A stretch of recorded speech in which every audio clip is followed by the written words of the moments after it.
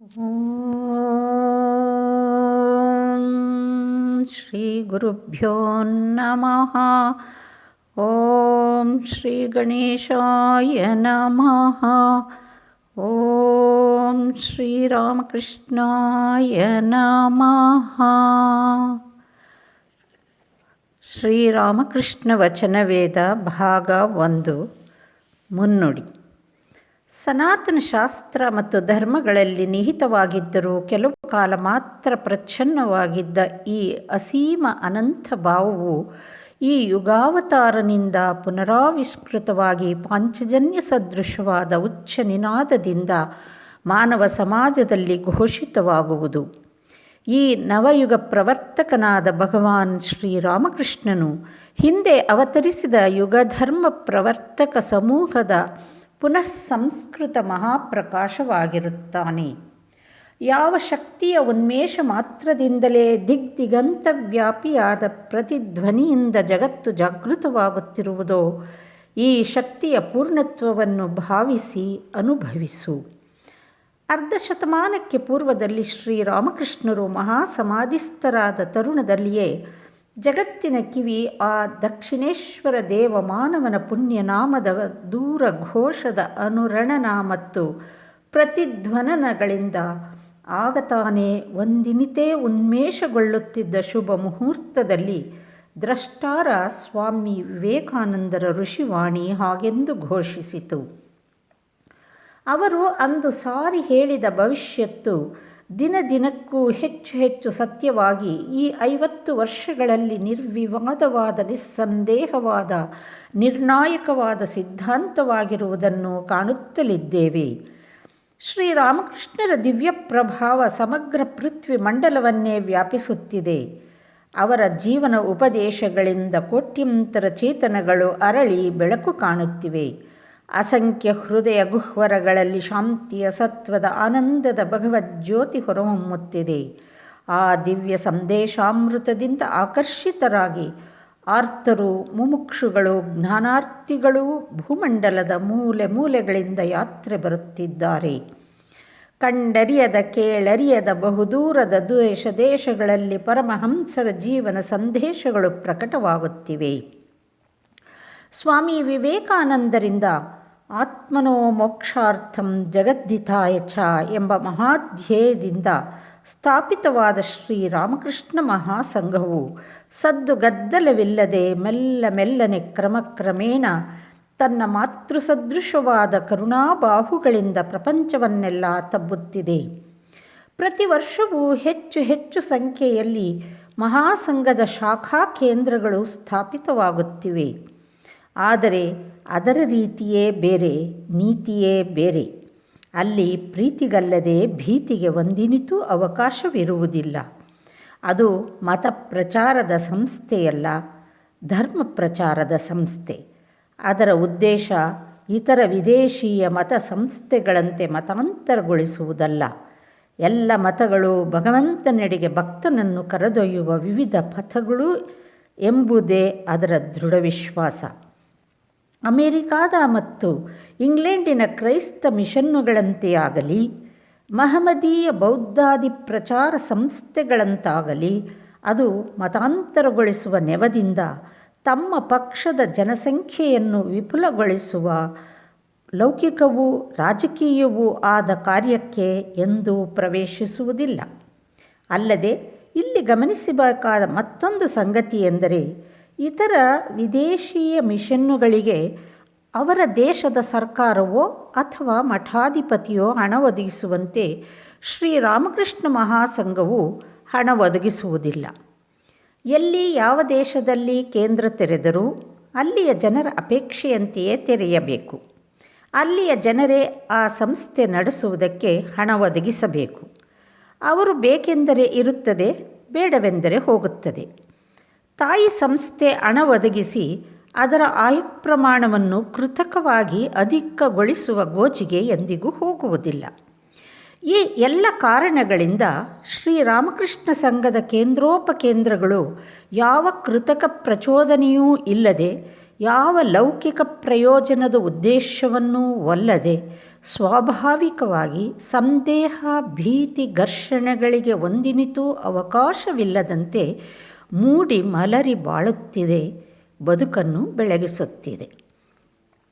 ಶ್ರೀರಾಮಕೃಷ್ಣರ ಹೆಸರು ಜಗದ್ವ್ಯಾಪಿಯಾಗುವಂತೆಯೂ ಅವರ ಉಪದೇಶಾಮೃತ ಲೋಕದ ಹೃದಯಕ್ಕೆ ಪ್ರವಹಿಸುವಂತೆಯೂ ಮಾಡಿದ ಮಹಾ ವ್ಯಕ್ತಿಗಳಲ್ಲಿ ಇಬ್ಬರು ಕಲಶಪ್ರಾಯರಾಗಿದ್ದಾರೆ.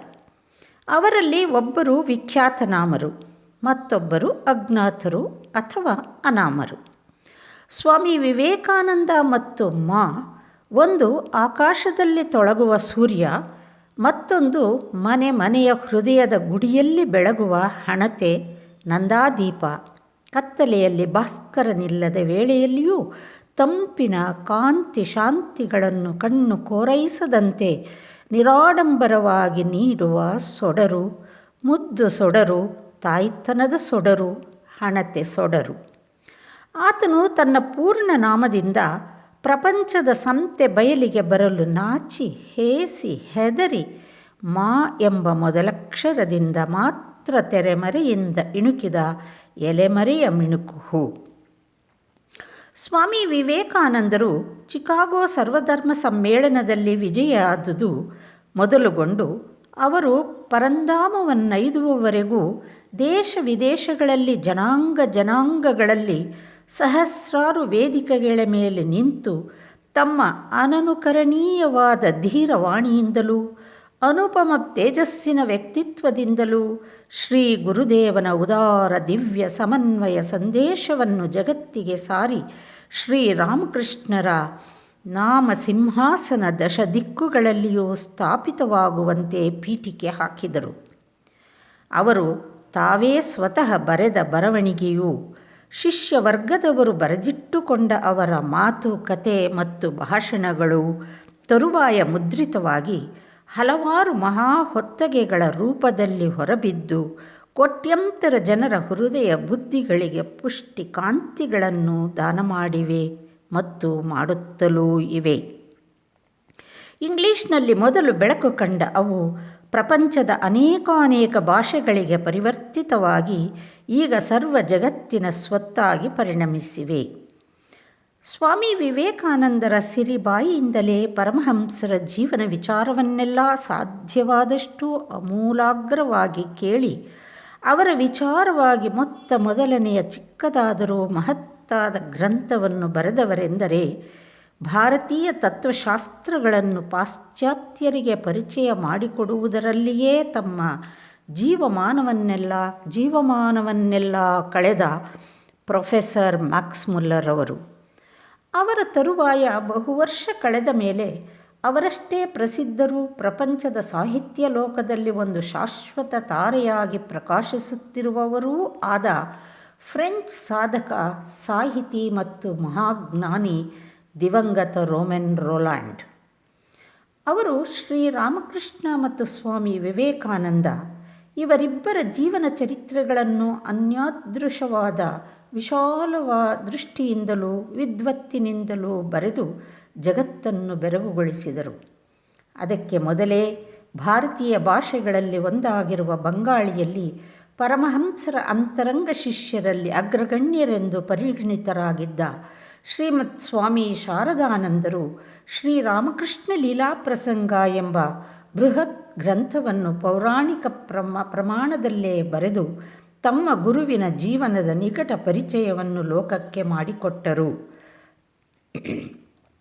ಆದರೆ ಎಲ್ಲಕ್ಕೂ ಮೊದಲಾಗಿ, ಎಲ್ಲಕ್ಕೂ ಮಿಗಿಲಾಗಿ, ಎಲ್ಲರಿಗಿಂತಲೂ ಹಿರಿದಾಗಿ, ಇತರರಾರಿಂದಲೂ ಸಾಧ್ಯವಿಲ್ಲದಷ್ಟು ವಿವರವಾಗಿ ಬರೆದ, ಇತರರೆಲ್ಲರಿಗೂ ಮೂಲಾಧಾರ ಗ್ರಂಥವಾಗುವಂತೆ ಸಕಲ ವಿಷಯ ಸವಿಸ್ತಾರವಾಗಿ, ಹಿಂದಿಲ್ಲ ಮುಂದೆ ಬರುವುದಿಲ್ಲವೆಂಬಂತೆ ಆಶ್ಚರ್ಯಕರವಾಗಿ, ಪಂಡಿತ ಪಾಮರ ಸರ್ವ ಸುಲಭ ಸ್ವರಸವಾಗಿ ಶ್ರೀರಾಮಕೃಷ್ಣ ಪರಮಹಂಸರ ಸ್ವಂತ ಸಹಜ ದಿವ್ಯವಾಣಿಯೇ ಲೋಕ ಕಲ್ಯಾಣಾರ್ಥವಾಗಿ ಮೂರ್ತಿಮತ್ತಾಗಿರುವಂತೆ ಅವರ ವಚನವೇದವನ್ನು ಲೋಕಕ್ಕೆ ಅನುಗ್ರಹಿಸಿದವರೆಂದರೆ ಕಥಾಮೃತ ಕರ್ತೃ ಶ್ರೀ ಮಾ ಅವರಿಗೆ ತಾನು ಯಾವ ಪ್ರಮಾಣದಲ್ಲಿ ಋಣಿಯಾಗಿದ್ದೇನೆ ಎಂಬುದಿನ್ನೂ ಜಗತ್ತಿಗೆ ಸಂಪೂರ್ಣವಾಗಿ ಅರಿವಾಗಿಲ್ಲ.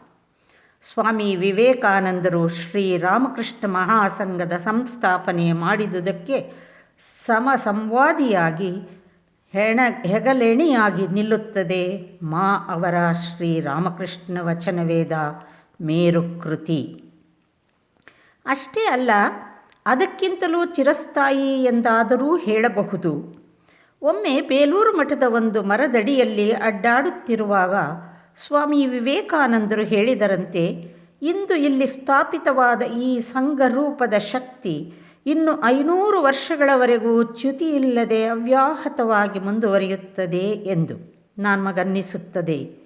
ಮಾ ಅವರ ಈ ಮೇರುಕೃತಿ ಮನುಷ್ಯತ್ವವಿರುವವರೆಗೆ, ಅದು ದೇವತ್ವವನ್ನು ಬಯಸುತ್ತಿರುವವರೆಗೆ ಚಿರಸ್ಥಾಯಿಯಾಗಿ ಜೀವಂತ ಶಕ್ತಿಯಾಗಿರುತ್ತದೆ ಎಂದು. ಕಟ್ಟಡ ಸಂಸ್ಥೆಗಳು ಕಾಲವಶವಾಗಿ ಗತಿಸಬಹುದು, ಸರಸ್ವತಿ ಅಮರೇ. ಈಗೀಗ ಜಗತ್ಪ್ರಸಿದ್ಧವಾಗುತ್ತಿರುವ ಮಾ ಅವರ ನಿಜವಾದ ಹೆಸರು ಮಹೇಂದ್ರನಾಥ್ ಗುಪ್ತ. ಬಂಗಾಳಿಗಳಿಗೆ ಮಾಸ್ಟರ್ ಮಹಾಶಯ ಎಂಬ ನೆಚ್ಚಿನ ನಾಮಾಂಕಿತದಿಂದ ನಿತ್ಯ ಪರಿಚಿತರಾಗಿದ್ದಾರೆ.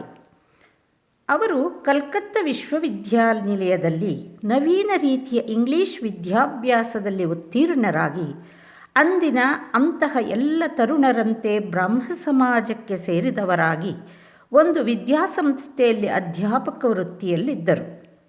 ಇಂಗ್ಲಿಷ್ ವಿದ್ಯಾಭ್ಯಾಸ ಪದ್ಧತಿಯಿಂದ ಭಾರತೀಯ ತರುಣರ ಮೇಲೆ ಆದ ಎಲ್ಲ ಸತ್ ಮತ್ತು ದುಷ್ಪರಿಣಾಮಗಳಿಗೆ ಅವರೇನೂ ಹೊರತಾಗಿರಲಿಲ್ಲ. ಯಾವ ಅಗೋಚರ ದಿವ್ಯ ಶಕ್ತಿ ನರೇಂದ್ರನಾಥನನ್ನು ದಕ್ಷಿಣೇಶ್ವರದ ಭವತಾರಿಣಿಯ ಭಕ್ತವರೇಣ್ಯನೆಡೆಗೆ ಸೆಳೆಯಿತೋ, ಅದೇ ಶಕ್ತಿ ಮಹೇಂದ್ರನಾಥ ಗುಪ್ತನನ್ನು ತನ್ನ ಕಡೆಗೆ ಆಕರ್ಷಿಸಿತು. ನರೇಂದ್ರ ಮತ್ತು ಶ್ರೀರಾಮಕೃಷ್ಣರ ಮೊದಲು ಸಂದರ್ಶನ ಸಂದರ್ಭಗಳಲ್ಲಿ ನಮಗೆ ಗೋಚರವಾಗುವ ಅದ್ಭುತ ನಾಟಕೀಯತೆ ಮಾಸ್ಟರ್ ಮಹಾಶಯ ಶ್ರೀರಾಮಕೃಷ್ಣರನ್ನು ಸಂದರ್ಶಿಸಿದ ಪ್ರಥಮದಲ್ಲಿ ನಮಗೆ ಕಾಣಿಸುವುದಿಲ್ಲ. ಆದರೆ ಮಾ ತನ್ನ ದಿನಚರಿಯಾದ ಕಥಾಮೃತದಲ್ಲಿ ಲೋಕಕ್ಕೆ ಕೊಟ್ಟಿರುವ ಆ ಸಂದರ್ಶನ ಕಥನವನ್ನು ಸೂಕ್ಷ್ಮವಾಗಿ ಅವಲೋಕಿಸುವ ಯಾರಿಗಾದರೂ ಹೊಳೆಯುತ್ತದೆ. ನರೇಂದ್ರನಿಗಾಗಿ ಅವರು ಹಾತೊರೆದು ಕಾಯುತ್ತಿದ್ದಂತೆಯೇ ಮಾಸ್ಟರ್ ಮಹಾಶಯನನ್ನು ನಿರೀಕ್ಷಿಸುತ್ತಿದ್ದರೆಂದು.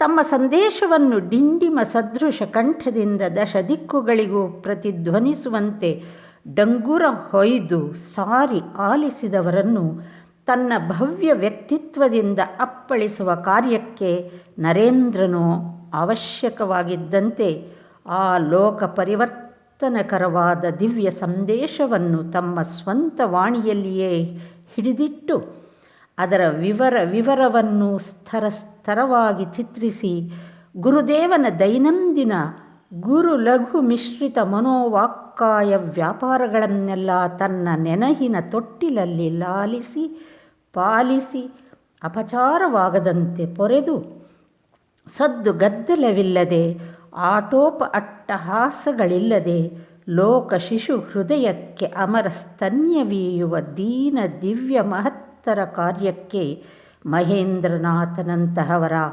ಅವಶ್ಯಕತೆಯೂ ಅತ್ಯಂತ ಅನಿವಾರ್ಯವಾಗಿತ್ತೆಂಬುದೊಂದು ಸ್ಪಷ್ಟವಾಗುತ್ತಿದೆ. ಅಷ್ಟೇ ಅಲ್ಲ, ವಚನವೇದದ ನಾನಾ ಭಾಗಗಳಲ್ಲಿ ಮಾಸ್ಟರ್ ಮಹಾಶಯನ ವಿಚಾರವಾಗಿ ಶ್ರೀ ಗುರು ಅವರ ಜನ್ಮಾಂತರ ವಿಷಯಗಳನ್ನು ಸೂಚಿಸುತ್ತಾರೆ. ಈ ಯುಗದ ಭಗವದ್ವಾಣಿಯನ್ನು ಬರೆದಿಡುವುದಕ್ಕಾಗಿಯೇ ಯುಗಾವತಾರನು ತನ್ನ ದಿವ್ಯ ಕರ್ಣಿಕನನ್ನು ಮಹೇಂದ್ರಗುಪ್ತನನ್ನಾಗಿ ಕರೆದಿದ್ದನೆಂಬುದೂ ಅಲ್ಲಲ್ಲಿ ಧ್ವನಿತವಾಗುತ್ತದೆ. ಮಹೇಂದ್ರನು ತನ್ನ ಹೆಸರಿಗೆ ತಕ್ಕಂತೆಯೇ ಗುಪ್ತನಾಗಿದ್ದುಕೊಂಡು ಗುಪ್ತ ರೀತಿಯಲ್ಲಿಯೇ ಎಲ್ಲವನ್ನೂ ಬರೆದಿಟ್ಟುಕೊಂಡು ಯಾವುದಕ್ಕಾಗಿ ತಾನು ಅವತಾರದೊಡನೆ ಅವತರಿಸಿದ್ದನೋ ಅದನ್ನು ಸಂಪೂರ್ಣವಾಗಿ ಸಾರ್ಥಕಗೊಳಿಸಿ ಕೃತಕೃತ್ಯನಾಗಿ ಭೂರಂಗ ತ್ಯಾಗ ಮಾಡಿದ್ದಾನೆ. ಆತನಿಗೆ ನಾವಿಷ್ಟು ಋಣಿ ಎಂಬುದನ್ನು ಹೇಳಿ ಪೂರೈಸಲಾದೀತೆ. ಶ್ರೀರಾಮಕೃಷ್ಣ ವಚನವೇದವೆಂದರೆ ಅದೊಂದು ಕರತಲ ದೇವಸ್ಥಾನ, ಕರತಲ ತಪೋರಂಗ, ಕರತಲ ಪುಣ್ಯಕ್ಷೇತ್ರ. ಆದರೆ ದೇವಸ್ಥಾನ ಪುಣ್ಯಕ್ಷೇತ್ರಗಳಂತೆ ತಾನೆಂದಿಗೂ ಕಲುಷಿತವಾಗುವ ಸಂಭವವಿಲ್ಲ, ಶಿಥಿಲವಾಗುವ ಸಂಭವವಿಲ್ಲ. ಯಾವ ಮನೆಯಲ್ಲಿ ಈ ವಚನವೇದ ಇರುತ್ತದೆಯೋ ಅದು ಮಂದಿರವಾಗಿರುತ್ತದೆ. ಯಾರ ಕೈ ಅದನ್ನು ಹಿಡಿದಿರುತ್ತದೆಯೋ ಅದು ಭಗವಂತನ ಪಾದಾರವಿಂದವನ್ನೇ ಧರಿಸಿರುತ್ತದೆ. ಯಾರ ಜಿಹ್ವೆ ಇದನ್ನು ಪಠಿಸುತ್ತದೆಯೋ ಅದು ಅಮೃತವನ್ನೇ ಇಂಟುತ್ತಿರುತ್ತದೆ. ಇದು ಆನಂದದ ಆಗರ, ಶಾಂತಿಯ ಸಾಗರ, ದಿವ್ಯ ಜ್ಞಾನದ ಓಗರ. ಕಷ್ಟದ ಸಮಯದಲ್ಲಿ ಧೈರ್ಯವೀಯುವ ಸಖ, ಸುಖದ ಸಮಯದಲ್ಲಿ ಸಮರ್ಪಣ ಭಾವವಿತ್ತು ವಿನಯ ಭಕ್ತಿಗಳನ್ನು ಪ್ರಚೋದಿಸುವ ಗುರು. ಕತ್ತಲಲ್ಲಿ ದೀಪ, ದಾರಿಗೆ ಊರೆಗೋಲು, ದಿಕ್ಕುಗೆಡದಂತೆ ಗುರಿದೋರುವ ಧ್ರುವತಾರೆ. ಇಲ್ಲಿ ವೇದಾಂತ ದರ್ಶನಾದಿ ಸರ್ವಸಾರವಿದೆ. ಓದು ಬರುವ ಅತ್ಯಂತ ಸಾಮಾನ್ಯನೂ ಇದನ್ನು ಓದಿದ ಮೇಲೆ ಯಾವ ಪಂಡಿತನಿಗೂ ಕರುಬುವ ಅವಶ್ಯಕತೆ ಇಲ್ಲ. ಯಾವ ವಿದ್ವತ್ಪೂರ್ಣವಾದ ತತ್ವಜ್ಞಾನಿಗೂ ಕೀಳೆಂದು ನಾಚಬೇಕಾಗಿಲ್ಲ. ಅದಕ್ಕೆ ಬದಲು ಭಗವಂತನ ಕೃಪೆಯಿಂದ ತನಗಿಂತಲೂ ಧನ್ಯರಿಲ್ಲ ಎಂದರಿತು ನಿರ್ಮಮನಾಗುತ್ತಾನೆ, ಶಾಂತನಾಗುತ್ತಾನೆ, ಪೂರ್ಣನಾಗುತ್ತಾನೆ. ಆತನಿಗೆ ಗಗನದ ವೈಶಾಲ್ಯ, ಹೈಮಾಚಲದ ಔನ್ನತ್ಯ, ಅಂಬುದಿಯ ಗಂಭೀರ ಗಾಂಭೀರ್ಯ ಎಲ್ಲವೂ ಸಿದ್ಧಿಸುತ್ತವೆ. ಇಷ್ಟು ಸರ್ವಜನ ಸಾಮಾನ್ಯ ರೂಪದಲ್ಲಿ, ಇಷ್ಟು ಸರ್ವ ಸುಲಭ ರೂಪದಲ್ಲಿ ಭಗವಂತ ಎಂದೂ ಅವತರಿಸಿರಲಿಲ್ಲ. ಭಗವದ್ವಾಣಿ ತಾನೆಂದೂ ಕೃತಿಗೊಂಡಿರಲಿಲ್ಲ. ಮಾ ಅವರ ಈ ಮಹತ್ ಕೃತಿ ಕಥಾಮೃತ ಈಗಾಗಲೇ ಅನೇಕ ಭಾಷೆಗಳಲ್ಲಿ ಕೊಳ್ಳುತ್ತಿದೆ. ಸ್ವಾಮಿ ನಿಖಿಲಾನಂದರಿಂದ ಇಂಗ್ಲಿಷ್ ಭಾಷೆಗೆ ಭಾಷಾಂತರಿತವಾಗಿ ಅಮೆರಿಕದಲ್ಲಿ ಮೊದಲು ಪ್ರಕಟವಾಗಿ ದ ಗಾಸ್ಪೆಲ್ ಆಫ್ ಶ್ರೀರಾಮಕೃಷ್ಣ ಎಂಬ ಹೆಸರಿನಿಂದ ಜಗತ್ಪ್ರಿಯವೂ ಪ್ರಸಿದ್ಧವೂ ಆಗಿದೆ. ಅಸಂಖ್ಯಾತ ವಿದೇಶಿಯ ಜೀವಗಳು ಆ ಭಾಷೆಯಲ್ಲಿ ಅದನ್ನು ಓದಿ ಧನ್ಯರಾಗುತ್ತಿದ್ದಾರೆ. ವಿಚಾರವಾದಿಗಳು, ಕವಿಗಳು, ಮೇಧಾವಿಗಳು, ತತ್ವಜ್ಞರು, ದೇಶ, ಪಕ್ಷ, ಪಂಥ, ವಾದ, ಮತ ಯಾವ ಭೇದವೂ ಇಲ್ಲದೆ ಭಾರತದ ಈ ಭಾಗೀರಥಿಯ ತೀರ್ಥಕ್ಕೆ ಪುಣ್ಯ ಸ್ನಾನಗೈಯಲು ಬರತೊಡಗಿದ್ದಾರೆ. ಆ ಆಧ್ಯಾತ್ಮಿಕ ಸಾಹಸದಲ್ಲಿ ಕನ್ನಡಿಗರೂ ಹಿಂದುಳಿದಿಲ್ಲ. ಮಾ ಅವರ ಗ್ರಂಥದ ಪೂರ್ವಭಾಗದ ಕನ್ನಡ ಭಾಷಾಂತರ ಶ್ರೀರಾಮಕೃಷ್ಣ ವಚನಾಮೃತ ಎಂಬ ಅಂಕಿತದಿಂದ ಅನೇಕ ವರ್ಷಗಳ ಹಿಂದೆಯೇ ಬೆಂಗಳೂರು ಶ್ರೀರಾಮಕೃಷ್ಣಾಶ್ರಮದಿಂದ ಪ್ರಕಟಗೊಂಡಿತು. ಆದರೆ ಆ ಭಾಷಾಂತರ ನಾವು ಅಪೇಕ್ಷಿಸುವಷ್ಟು ಸಮರ್ಪಕವಾಗಿತ್ತೆಂದು ಹೇಳುವಂತಿಲ್ಲ. ಮಾಸ್ಟರ್ ಮಹಾಶಯನು ಶ್ರೀರಾಮಕೃಷ್ಣರ ಬಾಯಿಂದ ಬಂದ ಮಾತುಗಳನ್ನು ಮಾತಾಡಿದಂತೆಯೇ ಬರೆದಿಟ್ಟಿದ್ದಾನೆ. ಬಂಗಾಳಿಯಲ್ಲಿ ಸಂವಾದವನ್ನು ನಿರ್ವಹಿಸುವಾಗ ಅಲ್ಲಿ ಗ್ರಂಥ ಭಾಷೆಯ ಪ್ರಯೋಗವೇ ಇಲ್ಲ. ಗ್ರಾಮ್ಯ ಪ್ರಯೋಗಗಳೂ ಯಥೇಚ್ಛವಾಗಿವೆ. ಬರವಣಿಗೆಯ ಕೃತಕತೆ ಒಂದಿನಿತೂ ಇಲ್ಲ. ಓದುಗನಿಗೆ ಶ್ರೀರಾಮಕೃಷ್ಣರ ಸಾಮೀಪ್ಯದಲ್ಲಿಯೇ ಕುಳಿತು ಅವರ ಬಾಯಿಂದ ಬರುವ ಮಾತನ್ನು ಕೇಳುತ್ತಿರುವಂತೆ ಅನುಭವವಾಗುತ್ತದೆ. ಅತ್ಯಂತ ಗಹನವಾದ ಆಧ್ಯಾತ್ಮಿಕ ವಿಚಾರಗಳ ಮಧ್ಯೆ ಅಳ್ಳೆಬಿರಿಯ ನಗುವಂತಹ ಪರಿಹಾಸದ ಮತ್ತು ವಿನೋದದ ಪ್ರಸಂಗಗಳು ತಿಳಿಯಾದ ಆಡುಮಾತಿನಲ್ಲಿಯೇ ಹೊಳೆಯುತ್ತವೆ. ಆದ್ದರಿಂದ ಈಗಿನ ಈ ಭಾಷಾಂತರದಲ್ಲಿ ಮೂಲದ ಆ ಸಹಜತೆ, ಸರಳತೆಗಳನ್ನು ಅನುಸರಿಸುವ ಉದ್ದೇಶದಿಂದ ಭಾಷೆಯನ್ನು ಆದಷ್ಟು ಮಟ್ಟಿಗೆ ಗ್ರಂಥ ಭಾಷೆಯಾಗದಂತೆ ನೋಡಿಕೊಂಡು ಆಡುಮಾತಿನ ಶೈಲಿಯನ್ನೇ ಬಳಸಿಕೊಂಡಿದೆ. ಈ ಭಾಷಾಂತರಕ್ಕೆ ಶ್ರೀರಾಮಕೃಷ್ಣ ವಚನವೇದ ಎಂದು ಹೆಸರಿಟ್ಟಿದೆ. ಅದಕ್ಕೆ ಈ ಮುನ್ನುಡಿಕಾರನೇ ಬಹುಮಟ್ಟಿಗೆ ಕಾರಣವಾಗಿರುವುದರಿಂದ ಅದರ ಪರವಾಗಿ 2 ಮಾತು ಹೇಳಬೇಕಾಗಿದೆ. ವೇದ ಎಂದರೆ ನಿತ್ಯಜ್ಞಾನ, ಅದು ಸನಾತನ, ಅದು ಅಪೌರುಷೇಯ, ಅಂದರೆ ಯಾವ ಮಾನವ ವ್ಯಕ್ತಿಯಿಂದಲೂ ಹುಟ್ಟಿ ಬಂದುದಲ್ಲ. ಮನುಷ್ಯತ್ವ ಹುಟ್ಟುವುದಕ್ಕೆ ಮೊದಲೂ ಅದು ಇತ್ತು, ಮನುಷ್ಯತ್ವ ಹೋದ ಮೇಲೆಯೂ ಅದು ಇರುತ್ತದೆ. ಅಂದರೆ ಲೋಕಕ್ಕೆ ಪೂರ್ವದಲ್ಲಿಯೂ ಇತ್ತು, ಲೋಕದ ಅನಂತರವೂ ಇರುತ್ತದೆ. ವೇದ ಲೋಕಕ್ಕೆ ಅವತರಿಸುವಾಗ ಯಾವನಾದರೊಬ್ಬ ಮನುಷ್ಯ ಪಾತ್ರದ ಮೂಲಕವಾಗಿಯೇ ಹೊಮ್ಮುತ್ತದೆ. ಅಂತಹ ಮನುಷ್ಯ ನೀರನ್ನು ಹರಿಹಿಸುವ ಒದಗಿಯೇ ಹೊರತು ಅದನ್ನು ಸೃಷ್ಟಿಸುವವನಲ್ಲ. ಅವನು ಪ್ರಣಾಳಿಕಾ ರೂಪ ಮಾತ್ರ. ಅಂತಹವನನ್ನು ಋಷಿ, ಕವಿ, ದ್ರಷ್ಟಾರ ಎಂದೆಲ್ಲ ಕರೆಯುತ್ತೇವೆ. ಆ ದೃಷ್ಟಿಯಿಂದ ವೇದ ಎಂಬುದು ಎಂದೋ ಮುಗಿದ ಒಂದು ಗ್ರಂಥದ ಅಥವಾ ಗ್ರಂಥರಾಶಿಯ ಹೆಸರಲ್ಲ. ವೇದದ ಮಹಾಗ್ರಂಥಕ್ಕೆ ಕಾಲ ಕಾಲಕ್ಕೂ ಯುಗ ಯುಗಕ್ಕೂ ಹೊಸ ಹೊಸ ಅಧ್ಯಾಯಗಳು, ಪ್ರಕರಣಗಳು ಸೇರುತ್ತಲೇ ಹೋಗುತ್ತವೆ. ಅವುಗಳಲ್ಲಿ ಆಧುನಿಕ ವಿಜ್ಞಾನ ಶಾಸ್ತ್ರಗಳಿಗೂ ಗೌರವ ಸ್ಥಾನವಿದೆ. ನಮ್ಮ ಅನುಭವಗಳು ವಿಸ್ತರಿಸಿದಂತೆಲ್ಲ, ಹೊಸ ಹೊಸ ಸಾಕ್ಷಾತ್ಕಾರಗಳು, ಸಿದ್ಧಿಗಳು ಮೈದೋರಿದಂತೆಲ್ಲ ವೇದವು ವಿಸ್ತರಣೆಗೊಳ್ಳುತ್ತದೆ. ಸದ್ಯಕ್ಕೆ ಅತೀತವಾಗಿರುವ ವೇದದ ವಿರಾಟ್ ಜಗತ್ತಿನಲ್ಲಿ ಲೋಕಕ್ಕೆ ಇಳಿಯಬಹುದಾದ, ಇಳಿಯಲಿರುವ ಮತ್ತು ಇಳಿಯಲೇಬೇಕಾಗಿರುವ ಇನ್ನೆಷ್ಟೆಷ್ಟು ವಿಸ್ಮಯಗಳು, ಅದ್ಭುತಗಳು, ಆಶ್ಚರ್ಯಗಳು ಕಾಲದಬ್ದಿಯಲ್ಲಿ ಕಾಯುತ್ತಿವೆಯೋ ಹೇಳಬಲ್ಲವರಾರು? ಸೂಕ್ಷ್ಮವಾದ ಆಧ್ಯಾತ್ಮಿಕ ಅನುಭವ ಜಗತ್ತಿನ ಮಾತಿನಂತಿರಲಿ, ನಮ್ಮ ನಕ್ಷತ್ರ ನಿಹಾರಿಕಾಮಯವಾದ ಈ ಸ್ಥೂಲ ಜಗತ್ತಿನಲ್ಲಿಯೇ ನಮ್ಮ ವಿಜ್ಞಾನ ಊಹಿಸದಿದ್ದ ಅಘಟನೆಗಳು ಘಟಿಸುತ್ತವೆ ಎಂಬುದನ್ನು ನಮ್ಮ ಕಣ್ಣ ಮುಂದೆಯೇ ಕಾಣುತ್ತಿದ್ದೇವೆ. Flying saucers from outer space, flying saucers have landed, flying saucer from Mars ಎಂಬ ಗ್ರಂಥಗಳಲ್ಲಿ ಉಲ್ಲೇಖವಾಗಿರುವುದನ್ನು ನಂಬಲರ್ಹರೂ ಸಮರ್ಥ ವೀಕ್ಷಕರೂ ಆದ ವಿವಿಧ ಸಾಕ್ಷಿಗಳ ಹೇಳಿಕೆಗಳು ಪ್ರಪಂಚದ ನಾನಾ ಭಾಗದ ಪತ್ರಿಕೆಗಳಲ್ಲಿ ವರದಿಯಾಗುತ್ತಿರುವುದನ್ನು ಗಮನಿಸಿದರೆ ನಮ್ಮ ಆಶ್ಚರ್ಯಕ್ಕೆ ಏನೇನು ಆಹಾರಗಳನ್ನು ಒದಗಿಸುತ್ತಾರೋ ಈ ವ್ಯೋಮಾಂತರ ಧ್ಯಾನಗಳಲ್ಲಿರಬಹುದಾದ ಅತಿಥಿ ಮಹನೀಯರು ಹೇಳಬಲ್ಲವರಾರು? ಅಂತೂ ಸದ್ಯಕ್ಕೆ ಅತೀತವಾಗಿರುವ ವೇದ ಅನಂತವಾಗಿರುವುದರಿಂದ ಲೋಕಕ್ಕಿಳಿಯುವ ನಮ್ಮ ವೇದವು ಕೊನೆಯಿಲ್ಲದೆ ಮುಂದುವರಿಯುವುದರಲ್ಲಿ ಸಂದೇಹವಿಲ್ಲ. ಶ್ರೀರಾಮಕೃಷ್ಣರಂತಹ ಸಿದ್ಧಪುರುಷನ, ಮಹರ್ಷಿಯ, ದ್ರಷ್ಟಾರನ, ಅವತಾರ ವರಿಷ್ಠನ ವಾಕ್ಶ್ರೀಯನ್ನು ವಚನ ವೇದ ಎಂದು ಕರೆಯುವುದರಲ್ಲಿ ಅನೌಚಿತ್ಯವೆಲ್ಲಿ ಬಂತು? ಈ ವಚನ ವೇದ ವೇದಗಳೂ ಮಾಡದ ಕೆಲಸವನ್ನು ಮಾಡುತ್ತವೆ.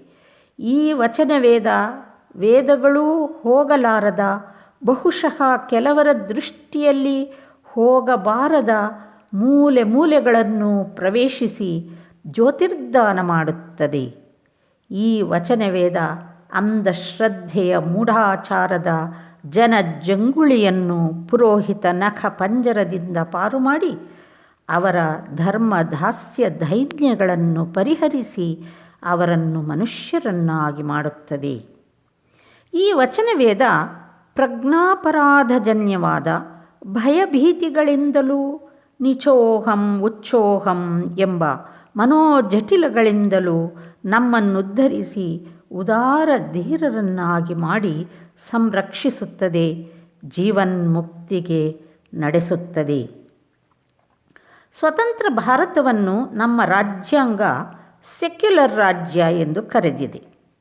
ಸೆಕ್ಯುಲರ್ ಎಂದರೆ ಧಾರ್ಮಿಕವಲ್ಲದ, ಮತದೂರವಾದ, ಲೌಕಿಕ, ಲೋಕಾಯತ ಎಂದು ಅರ್ಥವಾಗುತ್ತದೆ. ಯಾವ ಭರತಖಂಡವನ್ನು ಆಧ್ಯಾತ್ಮಿಕ ದೃಷ್ಟಿಯಿಂದ ಪುಣ್ಯಭೂಮಿ ಎಂದು ಕರೆದರೋ, ಯಾವುದರ ವಿಶೇಷ ಪ್ರಜ್ಞೆ, ವಿಶೇಷ ಪ್ರತಿಭೆ, ಕರ್ತವ್ಯ, ಸ್ವಭಾವ, ಸ್ವಧರ್ಮ ಸರ್ವವೂ ಧಾರ್ಮಿಕದಲ್ಲಿ ಮಾತ್ರವೇ ನಿಷ್ಠವಾಗಿದೆ ಎಂದು ಸ್ವಾಮಿ ವಿವೇಕಾನಂದರು ಸಾರಿದರೋ, ಯಾವುದರ ಸ್ವಾತಂತ್ರ್ಯಕ್ಕಾಗಿ ದುಡಿದು ಮಡಿದ ಸ್ವಾತಂತ್ರ್ಯ ಶಿಲ್ಪಿ ಮಹಾತ್ಮ ಗಾಂಧೀಜಿಯ ನಡೆ, ನುಡಿ, ಉಸಿರು ಎಲ್ಲವೂ ಭಗವದಭಿಮುಖವಾದ ದಿವ್ಯ ಧರ್ಮದಲ್ಲಿಯ ಸಮರ್ಪಿತವಾಗಿದ್ದಿತೋ, ಆ ಭೂಭಾಗವನ್ನು ಧಾರ್ಮಿಕವಲ್ಲದ, ಮತದೂರವಾದ, ಲೌಕಿಕ, ಲೋಕಾಯತ, ಸೆಕ್ಯುಲರ್ ಎಂದು ಕರೆದರೆ ಏನರ್ಥವಾಗುತ್ತದೆ? ಹಿಮಾಲಯವನ್ನಾದರೂ ಎತ್ತಿ ಬೇರೆ ದಿಕ್ಕಿಗೆ ಸಾಗಿಸಬಹುದೋ ಏನೋ, ಅಣುಶಕ್ತಿಯ ಪ್ರಯೋಗದಿಂದ ಸಮತಲ ಮಾಡಬಹುದೋ ಏನೋ. ಆದರೆ ಭಾರತೀಯ ಸಂಸ್ಕೃತಿಯ ಈ ಆಧ್ಯಾತ್ಮಿಕ ಲಕ್ಷಣವನ್ನು ಮಾತ್ರ ಮಾರ್ಪಡಿಸಲು ಎಂದೆಂದಿಗೂ ಸಾಧ್ಯವಿಲ್ಲ. ಹಾಗೆ ಮಾಡುವುದು ರಾಜ್ಯಾಂಗದ ಉದ್ದೇಶವಲ್ಲ.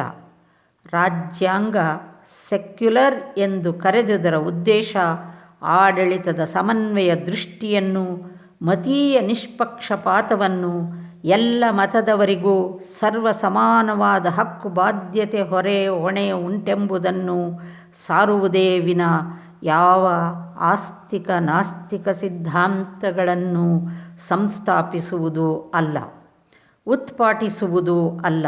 ಅಂದರೆ ನಮ್ಮ ರಾಷ್ಟ್ರದ ಆಡಳಿತದ ಈ ಲಕ್ಷಣವನ್ನು ಸರಿಯಾದ ಮಾತಿನಲ್ಲಿ ವರ್ಣಿಸುವುದಾದರೆ ಸಮನ್ವಯ ರಾಷ್ಟ್ರ ಎಂದು ಕರೆಯಬೇಕಾಗುತ್ತದೆ. ಅಂತಹ ಸಮನ್ವಯ ರಾಷ್ಟ್ರಕ್ಕೆ ಅತ್ಯಂತ ಅವಶ್ಯಕವಾಗಿರುವ ಸರ್ವಧರ್ಮ ಸಮನ್ವಯ ದೃಷ್ಟಿಯನ್ನು ಈ ಯುಗದಲ್ಲಿ ಸ್ವಾತಂತ್ರ್ಯೋದಯಕ್ಕೆ ಬಹುಪೂರ್ವದಲ್ಲಿಯೇ ಸ್ಪಷ್ಟವಾಗಿ, ಅನುಭವಪೂರ್ವಕವಾಗಿ, ಸರ್ವಜನ ಸುಲಭ ಗ್ರಾಹ್ಯವಾಗಿ, ಪ್ರಭಾವಯುತವಾಗಿ, ಕ್ರಾಂತಿಪೂರ್ಣವಾದರೂ ಸಂಪ್ರದಾಯ ಅವಿರುದ್ಧವೆಂಬಂತೆ ಲೋಕ ಸಮಸ್ತಕ್ಕೂ ತೋರಿ ಸಾರಿದವರೆಂದರೆ ಭಗವಾನ್ ಶ್ರೀರಾಮಕೃಷ್ಣ ಪರಮಹಂಸರು. ಅವರ ಈ ವಚನವೇದ ನಿಜವಾಗಿಯೂ ಸಮನ್ವಯ ದೃಷ್ಟಿಯನ್ನು ಸರ್ವ ಪ್ರಜೆಗಳಿಗೂ ಸುಲಭವಾಗಿ ಹೃದಯ ಸ್ಪರ್ಶಿಯಾಗುವಂತೆ ಬೋಧಿಸುವ ನವೀನ ವೇದ. ಮತಾಂತರಗೊಳಿಸುವುದು, ಪರಮತ ನಿಂದೆಯಿಂದ ಸ್ವಮತ ಶ್ಲಾಘನೆ ಮಾಡುವುದು, ರಾಜಕೀಯ ಪ್ರಯೋಜನಕ್ಕಾಗಿ ಸ್ವಮತೀಯರ ಸಂಖ್ಯೆಯನ್ನು ಹೆಚ್ಚಿಸುವ ಕುತಂತ್ರಕ್ಕೆ ಕೈ ಹಾಕುವುದು ಮೊದಲಾದ ಕಾಡು ಭಾವನೆಗಳನ್ನೆಲ್ಲ ಬೇರು ಸಹಿತ ಸುಟ್ಟು ಹಾಕುವ ಕಾಳ್ಗಿಚ್ಚಾಗುತ್ತದೆ ಈ ವಚನವೇದ. ನಮ್ಮ ರಾಜ್ಯಾಂಗದ ರಾಜಕೀಯದ ಸುರತರು ಸುಫಲ ಸುಮಭರಿತವಾಗಬೇಕಾದರೆ ಜನಹೃದಯ ಮೂಲವಾಗಿರುವ ಅದರ ತಾಯಿ ಬೇರು ಈ ವಚನವೇದ ಸಾರವನ್ನು ಹೀರಿಕೊಂಡಲ್ಲದೆ ಸಾಧ್ಯವಿಲ್ಲ. ನಮ್ಮ ರಾಜಕೀಯ ರಾಜ್ಯಾಂಗಕ್ಕೆ ಪೂರಕವಾಗುವ ಧಾರ್ಮಿಕ ರಾಜ್ಯಾಂಗವಾಗುತ್ತದೆ ಈ ಶ್ರೀರಾಮಕೃಷ್ಣ ವಚನವೇದ. ಸುಮಾರು 25 ಸಂವತ್ಸರಗಳ ಹಿಂದೆ ಮಾಸ್ಟರ್ ಮಹಾಶಯನನ್ನು ಆತನ ಕಲ್ಕತ್ತೆಯ ಮನೆಯಲ್ಲಿ ಸಾಯಂ ಸಮಯದಲ್ಲಿ ಉತ್ತುಂಗ ಮಹಾಸೌಧದ ಉನ್ನತ ತಾರಸಿಯ ಮೇಲೆ ಆಕಾಶದ ಕೊಡೆಯಡಿಯಲ್ಲಿ ಸ್ವಾಮಿ ಸಿದ್ಧೇಶ್ವರಾನಂದರೊಡಗೂಡಿ ಹೋಗಿದ್ದ ಈ ಲೇಖಕ ಸಂದರ್ಶಿಸುವ ಯೋಗ ಒದಗಿತ್ತು. ಶ್ರೀರಾಮಕೃಷ್ಣರ ವಿಚಾರವಾಗಿ ಈ ಲೇಖಕ ಬರೆದಿದ್ದ ಕನ್ನಡ ಕವನವೊಂದನ್ನು ಹಾಡಿಸಿ ಕೇಳಿ ತುಂಬ ಆನಂದಿತರಾಗಿ ಅದನ್ನು ಯಾರ ಕೈಯಲ್ಲಾದರೂ ಬಂಗಾಳಿಗೆ ಪರಿವರ್ತಿಸಿ ಕಳುಹಿಸುವಂತೆ ಅತ್ಯಂತ ವಿಶ್ವಾಸಪೂರ್ವಕವಾಗಿ ಕೇಳಿಕೊಂಡಿದ್ದರು. ಲೇಖಕನೂ ಒಪ್ಪಿದ್ದ. ಆದರೆ ಬಹುಶಃ ಆಲಸ್ಯವೇ ಕಾರಣವಾಗಿ 2-3 ವರ್ಷಗಳಾದರೂ ಅದನ್ನು ಭಾಷಾಂತರಿಸಿ ಕಳುಹಿಸಲು ಸಾಧ್ಯವಾಗಲಿಲ್ಲ. ಅಷ್ಟರಲ್ಲಿ ಹೋದವರು ಹಿಂದಿರುಗದ ಧಾಮಕ್ಕೆ ಪ್ರಯಾಣ ಮಾಡಿಬಿಟ್ಟರು. ಆ ವಚನ ಋಣವನ್ನು ಇಂದು ಈ ರೀತಿಯಿಂದಾದರೂ ತೀರಿಸುತ್ತೇನೆ. ಆ ಸ್ತೋತ್ರ ಕವನವನ್ನು ಅದರ ಕಥಾಮೃತದ ಕನ್ನಡ ಭಾಷಾಂತರಕ್ಕೆ ನಾಂದಿಯಾಗಿ ಹಾಡಿ ಸಮರ್ಪಿಸುತ್ತೇನೆ. ವಚನವೇದವನ್ನು ನಮಗಿತ್ತ ಸರ್ವಧರ್ಮ ಸಮನ್ವಯಾಚಾರ್ಯನ ಸರ್ವೋದಯಕಾರಿಯಾದ ಸಮನ್ವಯ ಭಾವವೂ ಪೂರ್ಣ ದೃಷ್ಟಿಯೂ ಆ ಸ್ತೋತ್ರದಲ್ಲಿ ಮೂರ್ತಿಮತ್ತಾಗಿ ನಮ್ಮನ್ನು ಶ್ರೇಯಸ್ಸಿಗೆ ನಡೆಸಲಿ.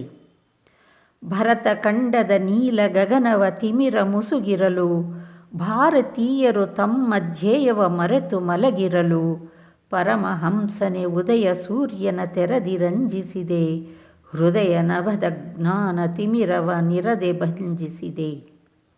ಸರ್ವ ಮಾರ್ಗಗಳೊಂದೇ ನಿಲಯಕ್ಕೆ ಪೋಪುವೆಂಬುದನು ಯೋಗ ವಿದ್ಯೆಯೊಳರಿತು ಮಾನವ ಕುಲಕ್ಕೆ ಬೋಧಿಸಿದೆ, ಕ್ರೈಸ್ತ, ಹಿಂದೂ, ಮಹಮದೀಯರೇ ಬೌದ್ಧ ಮೊದಲಾದ ಮತಗಳಾತ್ಮವದೊಂದೇ ಎಂಬುದ ತಿಳುಹಿ ಪಾಲಿಸಿದೆ. ಮಾಯ ತಿಮಿರದ ಮಾರ್ಗ ಕಾಣದೆ ಗೋಳಿಡುತ್ತಲಿಹರ ಅಭಯ ದೀಪವ ಹಿಡಿದು ದಾರಿಯ ತೋರಿ ರಕ್ಷಿಸಿದೆ. ಘೋರ ಸಂಸಾರಾಂಬು ನಿಧಿಯೊಳು ಮುಳುಗಿ ತೇಲುವರ ಅಮೃತ ನಾವೆಯ ತಂದು ವೇಲೆಯ ನಿರದೆ ಸೇರಿಸಿದೆ. ಶಿರವನಾಕದೊಳೆರಿಸಿ ಚರಣಗಳೆರಡ ಭೂತಳದಿ ಗುರು ಹಿಮಾಚಲದಂತೆ ನಿಂತಿಹೆ ಶಾಂತಿಯಾಶ್ರನಿ. ಹೃದಯ ನಿನ್ನದು ಮೇರೆ ಇಲ್ಲದ ರುಂಧ್ರವಾರಿ ನಿಧಿ. ಚಲಿತ ಮತಗಳ ಚಂದ್ರ ನಾವೆಗಳಲ್ಲಿ ತೇಲುತ್ತಿವೆ. ಕ್ರಿಸ್ತ, ಮಹಮದ, ರಾಮ, ಕೃಷ್ಣ, ಜೋರಾಸ್ತ, ಗೌತಮರು, ದಿವ್ಯ ವೇದ, ಕುರಾನು, ಬೈಬಲ್, ತಲ್ಮಡಾದಿಗಳು, ಗುಡಿಯು, ಚರ್ಚು, ಮಸೀದಿ, ಆಶ್ರಮ, ಅಗ್ನಿ ಪೂಜೆಗಳು, ಕಾಶಿ ಮಕ್ಕಗಳೆಲ್ಲ ನಿನ್ನೊಳಗೈಕ್ಯವಾಗಿಹವು.